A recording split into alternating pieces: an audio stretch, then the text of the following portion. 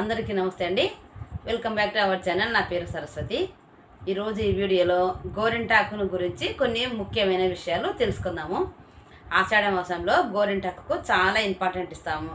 అందరూ ఆడవాళ్ళు, మగవాళ్ళు, చిన్నవాళ్ళు, పెద్దవాళ్ళు అనే తేడా ఏమీ లేకుండా గర్ల్స్ అండ్ బాయ్స్ ఎవరైనా సరే అనమాట, చదువుకున్న వాళ్ళు, చదువుకోలేని వాళ్ళు అనేది ఏమీ తేడా లేకుండా అందరూ గోరింటాకుని ఖచ్చితంగా పెట్టుకుంటే చాలా మంచిదన్నమాట.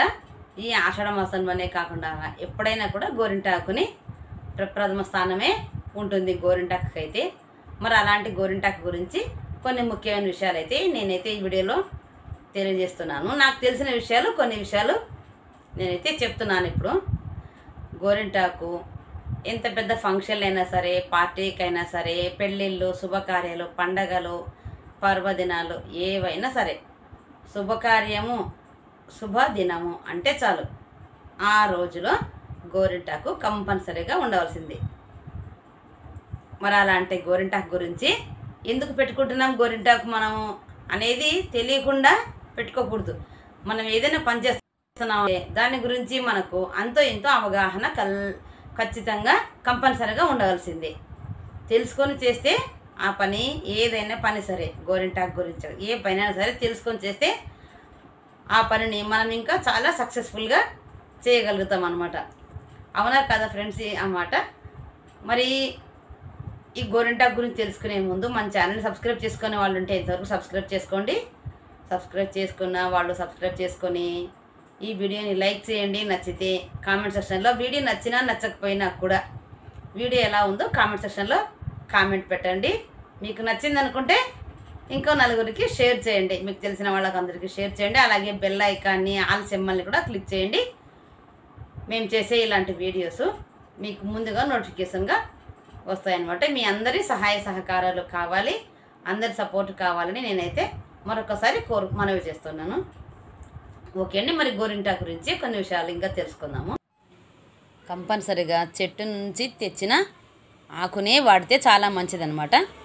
ఈ ఆకులన్నిటిని ఇలా తెంచుకొని మనము వాటిని శుభ్రపరిచి, పుల్లలు ఏవి లేకుండా వాటిని అంతా తెంపి, దుమ్ము ధూళి ఉంటుందనుకోండి, బజార్లో ఉంటుంది కదా, చెట్టు రోడ్డు పైన ఉంటుంది మన ఇంటి పక్కన.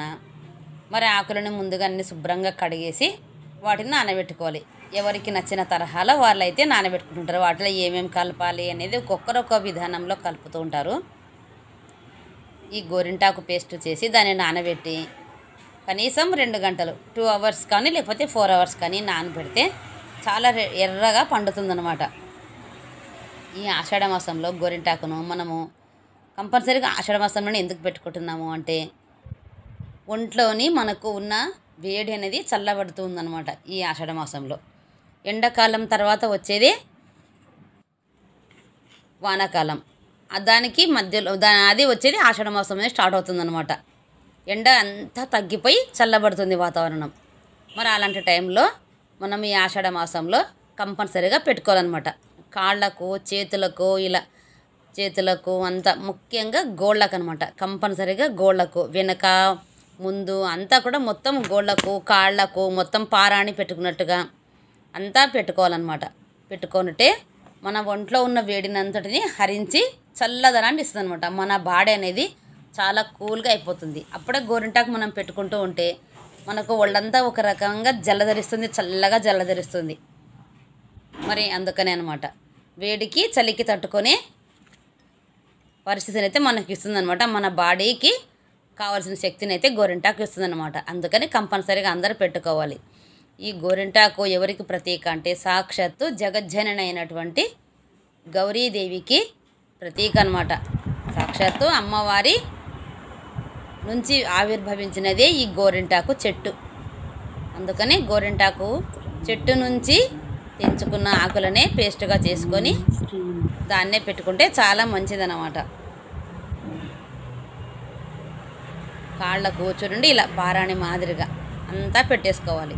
పెళ్ళి కూతురు చేసేటప్పుడు కూడా పెళ్ళి కూతురులకు పారాణి అని చెప్పి ఏదేదో కెమికల్స్ కలిపింది వాడుతూ ఉంటారు. అలా కాకుండా ఇలా గోరింటాకుతోనే పెట్టాలి. గోళ్ళకు కంపల్సరీగా మీరు నెయిల్ పాలిష్ వేసుకోవాలనుకుంటే కూడా ప్రతి ఒక్కరు కూడా ముందుగా గోరింటాకుని గోళ్ళకు కూడా పెట్టుకొని తర్వాత పైన నెయిల్ పాలిష్ కావాలంటే వేసుకోవచ్చు.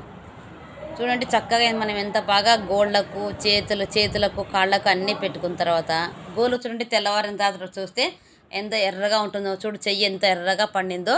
గోళ్ళు కూడా అలాగే ఎర్రగా తెల్లగా ఉన్న గోర్లు కాస్త ఎర్రగా చూడండి. గోళ్ళు చూడండి పగడాల్లాగా ఆరెంజ్ కలర్, టిక్ ఆరెంజ్ కలర్లో ఎలా వచ్చాయో. చూడ్డానికి ఎంత అందంగా ఆకర్షణీయంగా కూడా ఉంటుందో. చెయ్యి అయితే మనకు ఎలాంటి జబ్బులు రోగాలు రాకుండా చేస్తుందన్నమాట. చేతులకు కాళ్ళకు సంబంధించిన జబ్బులు రోగాలని రాకుండా అరికడుతుందన్నమాట. గోరింటాకుకి చాలా పవర్ ఉంది. గోళ్ళ చీలికలు మళ్ళీ అలాగే వేరు చివరిలో గోరు జుట్టు అని అవుతుంది. అలాంటివి ఏవి కాకుండా కూడా మనకు రక్షణ శక్తిని ఇస్తుందన్నమాట గోరింటాకు.